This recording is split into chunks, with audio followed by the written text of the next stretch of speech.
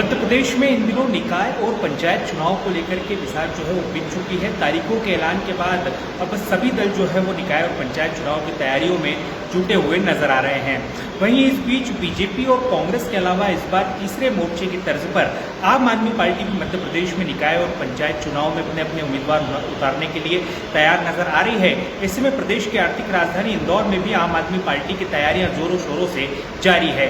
हमारे साथ मौजूद हैं आम आदमी पार्टी के जिला अध्यक्ष डॉक्टर पीयूष जोशी। इनसे ही जानते हैं कि किस तरह की तैयारियां आम आदमी पार्टी की इस बार निकाय और पंचायत चुनाव को लेकर के है। सर, आपका बहुत बहुत स्वागत है वनडे हिंदी में। सबसे पहला सवाल मेरा आपसे यही है कि किस तरह की तैयारियां इस बार आम आदमी पार्टी ने निकाय और पंचायत चुनाव को लेकर के की हुई है। देखिए, हमारा बहुत क्लियर मानना है कि भाई आम आदमी पार्टी यदि लड़ रही है तो उसका कोई एक लक्ष्य, बहुत ही पुनीत लक्ष्य होना चाहिए। तो हमारा लक्ष्य क्या है? हमारा लक्ष्य भ्रष्टाचार मुक्त इंदौर करना है। जीरो करप्शन सिटी, जो देश की पहली जीरो करप्शन सिटी हर विजिलेंस के पैनल में है। अब यदि भ्रष्टाचार मुक्त इंदौर होगा तो क्या होगा?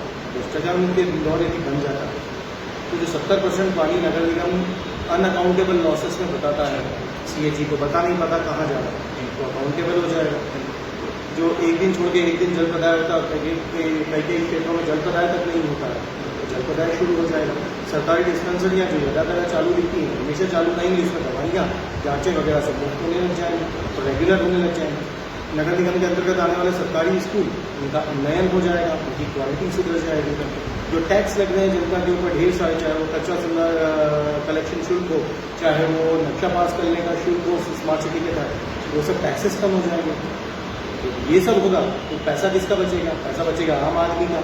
यदि आम आदमी की जेब में पैसा ज़्यादा रहता है तो इकोनॉमी को बढ़ाएगा।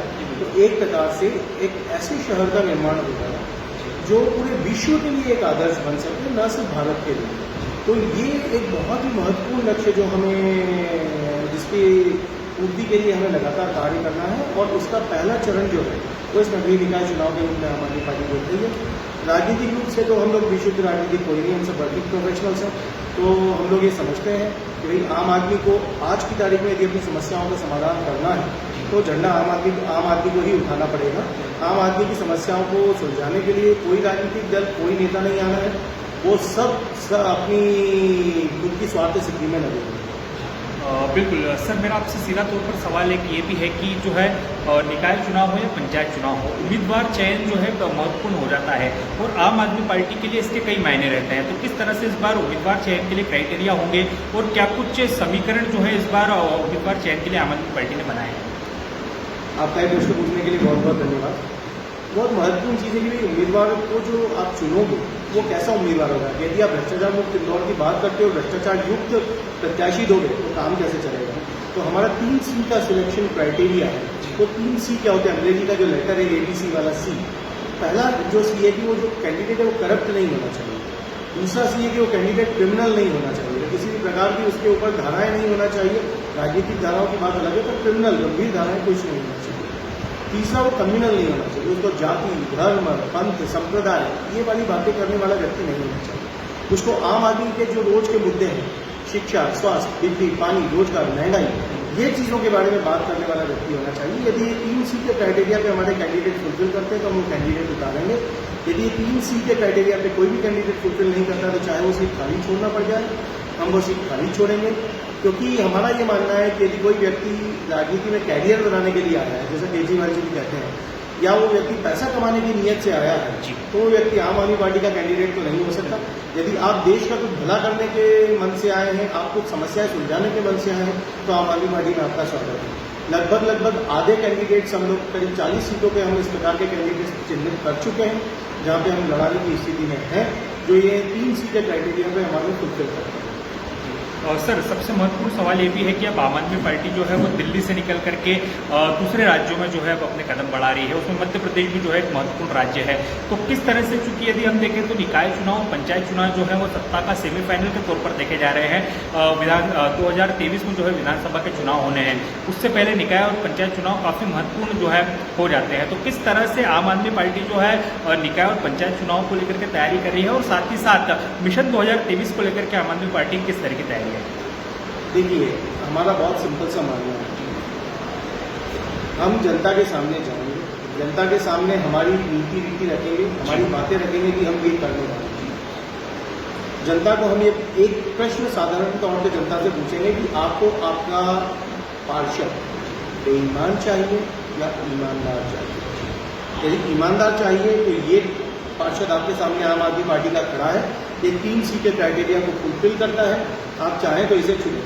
और यदि जनता को लगता है कि जो चल रहा है वो बढ़िया चल रहा है, कोई भ्रष्टाचार नहीं है, कोई टैक्स ज़्यादा नहीं चल रहा है, पानी बढ़िया मिल रहा है, ये सरकारी शिक्षालय बहुत अच्छे हो रहे हैं, सरकारी डिस्पेंसरियाँ बहुत अच्छी हो रही है, तो जनता स्वतंत्र, जनता मालिक है लोकतंत्र के अंदर, वो चाहे तो फिर से भाजपा कांग्रेस को चुन ले।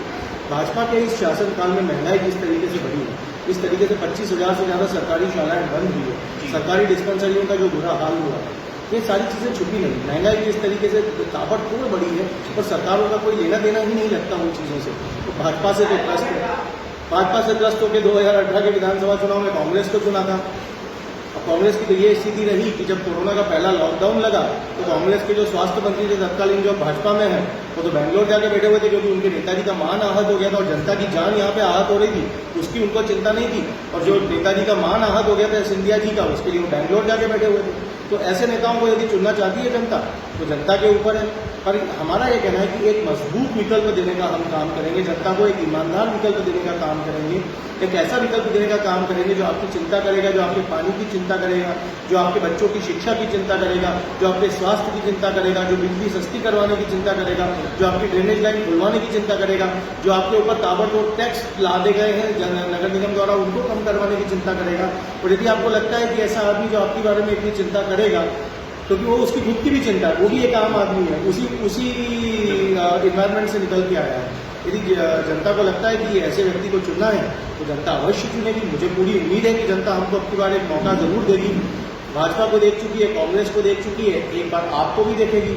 और यदि एक मौका आपको दिया तो फिर हम दिखाएंगे कि पार्षद का काम क्या होता है और किस तरीके से होता है। और उस पार्षद का काम दिखा के, जो आपने बोला 2023 की क्या तैयारी है, तो केजरीवाल जी ने बोला था कि यदि मैंने काम किया हो 2020 के विधानसभा चुनाव में तो वोट देना, यदि काम नहीं किया हो तो वोट नहीं देना। तो हम ये बोलेंगे कि यदि हमारे पार्षद का किया हुआ काम आपको जमता है तो हमारे विधायक को वोट देना, और यदि हमारे पार्षद का किया हुआ काम आपको नहीं जमता है तो हमारे विधायक को वोट मत देना। ये कॉन्फिडेंस है आम आदमी का, क्योंकि ये आम आदमी है, सभी कोई नेता नहीं। तो देखा आपने, निश्चित तौर पे ये थे हमारे साथ आम आदमी पार्टी के जिला अध्यक्ष डॉक्टर पीयूष जोशी, जिनका स्पष्ट तौर पर कहना है कि आम आदमी पार्टी इस बार निकाय और पंचायत चुनाव को लेकर के यहाँ पर तैयार नजर आ रही है। बहरहाल अब देखने वाली बात होगी कि आम आदमी पार्टी किस तरह से निकाय और पंचायत चुनाव में अपना अच्छा खासा प्रदर्शन करती है। वन इंडिया हिंदी के लिए इंदौर से नमन मटके की रिपोर्ट।